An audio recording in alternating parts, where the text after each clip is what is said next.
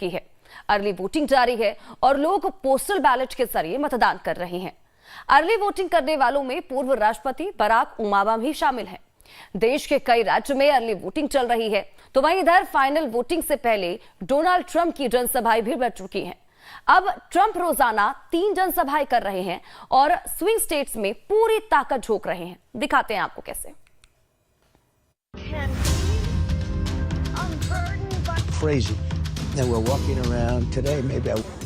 America में 5 नवंबर को मतदान होगा।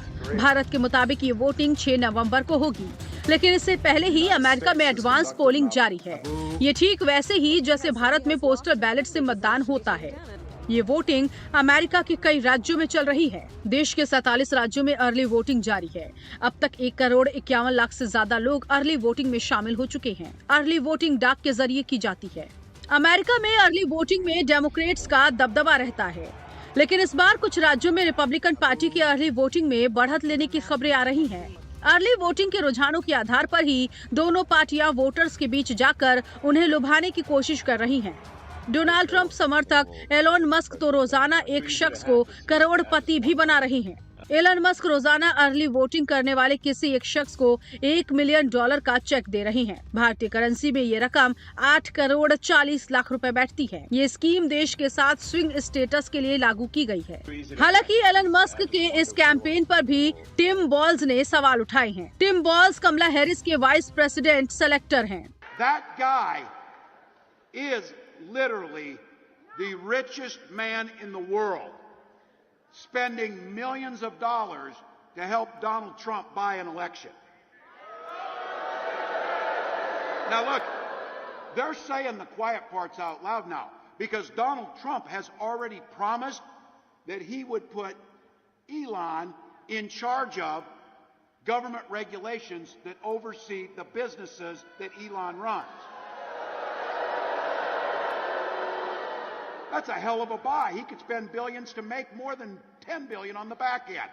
So in other words, Donald Trump, in front of the eyes of the American public, is promising corruption. That's what he's promising you. America में चुनावों के लिए कई प्रोसेस हैं। वहाँ एब्सेंटी बैलेट के जरिए भी वोटिंग होती है। अलग अलग राज्यों में वोटिंग की तारीख भी अलग हो सकती है।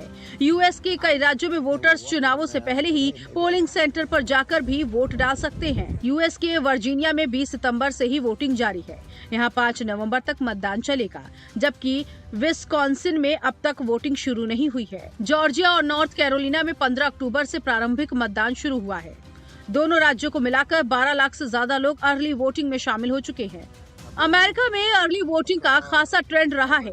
2020 में डोनाल्ड ट्रंप और जो बाइडेन के बीच चुनाव में कोरोना की वजह से बम्पर अर्ली वोटिंग हुई थी। 2020 में अमेरिका में 64.04% लोगों ने प्रारंभिक मतदान किया था। 2016 में 36.60% लोगों ने अर्ली वोटिंग में हिस्सा लिया था, जबकि 2012 में 31.60% लोग अर्ली वोटिंग में शामिल हुए थे। अमेरिकी मीडिया NBC का आकलन है कि इस बार अर्ली वोटिंग में 14.5 मिलियन लोग शामिल हो सकते हैं। रिपब्लिकन पार्टी आमतौर पर अर्ली पोलिंग के खिलाफ रही है, लेकिन इस बार रिपब्लिकन्स भी अर्ली वोटिंग को लेकर लोगों को जागरूक कर रहे हैं। डेमोक्रेट बराक ओबामा ने भी अर्ली वोटिंग की है। उन्होंने अपने होम टाउन शिकागो पहुंचकर डाक से मतदान किया। Hey everybody, I am back in my hometown of Chicago and I just filled out my ballot to vote. And it's time for me to go drop it off in the mail. You guys can come along with me. I'm showing you how easy it is. This is our mailbox right here. All right. So,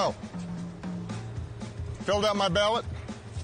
I'm now putting it in this trusty mailbox. But I got to make sure that it goes in there. It is now successfully in the mailbox. I trust the U.S. Postal Service to get this done. चुनाव का दिन बेहद करीब आ चुका है और America में मतदान से पहले डोनाल्ड ट्रंप पूरी ताकत लगा रहे हैं। ट्रंप ने अपनी रैली में मेक इन अमेरिका की बात कही और अमेरिका में सामान बनाने वालों को टैक्स में बड़ी छूट देने का वादा किया। We're going to call this policy "Build It in America" plan, because when foreign leaders and CEOs call me up to complain about our tariffs, my answer would be very simple. Build it in America. Very simple. And to be specific, build it in Detroit and we'll give you good electricity. Donald Trump ने north Carolina की rally में कमला Harris के खिलाफ हुंकार भरी और कहा कि अमेरिका को महान बनाने के लिए कमला हैरिस की हार जरूरी है। This November, we are going to fire Kamala Harris. We are going to save America. We're going to rebuild our nation for citizens of every race, religion, color, and creed. With your support, we will teach our children to love our country, honor our history, and to always respect our great American flag. We will cut your taxes, demolish inflation, slash your prices, raise your wages, and turn the United States into the manufacturing superpower of the world. चुनाव में मुकाबला अब तक बेहद कड़ा दिख रहा है। हालांकि अमेरिका के सट्टा बाजार में डोनाल्ड ट्रंप पर दांव लगाया जा रहा है। Bureau report, life times.